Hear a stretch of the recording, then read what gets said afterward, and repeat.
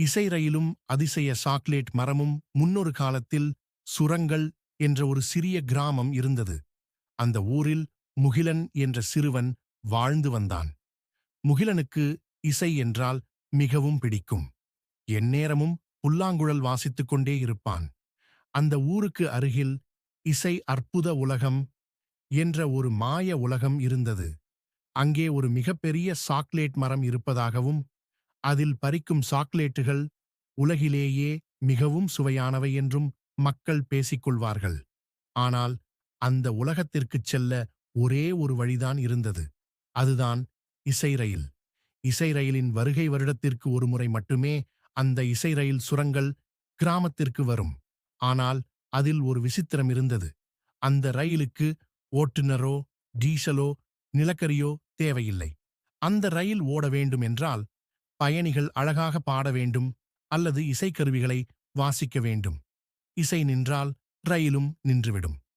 இந்த வருடம் ரயில் வந்தபோது முகிலனும் அவனது நண்பன் ராகுலும் ரயிலில் ஏறினார்கள். ராகுலுக்கு இசை மீது பற்று இல்லை. அவனுக்கு அந்த சாக்லேட் மரத்தில் உள்ள சாக்லேட்டுகளை பறித்து நிறைய சாப்பிட வேண்டும் என்ற ஆசை மட்டுமே இருந்தது. பயணம் தொடங்கியது. ரயில் புறப்பட்டது. ராகுல் சாக்லேட் நினைவிலேயே வேகமாகப் போ, வேகமாகப் போ என்று கத்தினானே தவிர பாடவில்லை. ஆனால் முகிலன் இயற்கை அழகை ரசித்துக்கொண்டே தனது புல்லாங்குழலை இனிமையாக வாசித்தான். முகிலனின் இசையால் ரயில் காற்றில் மிதப்பது போல மென்மையாகச் சென்று இசை அற்புத உலகத்தை அடைந்தது.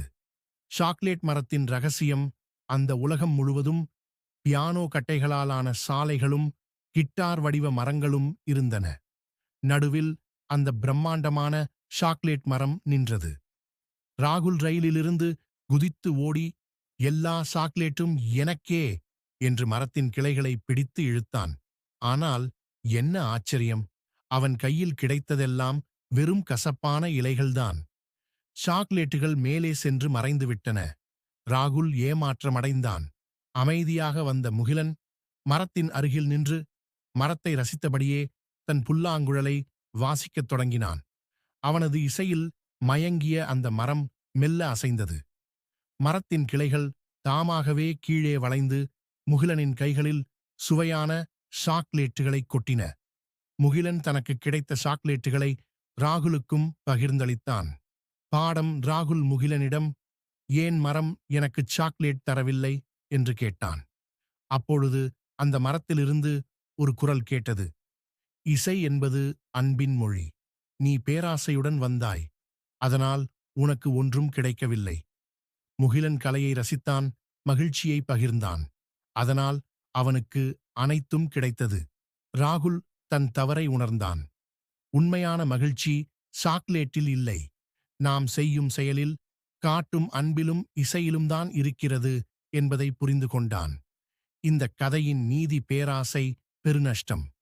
கலையையும் இயற்கையையும் ரசித்து அன்போடு அணுகினால் நமக்கு கிடைக்க வேண்டியது தானாகவே வந்து சேரும்.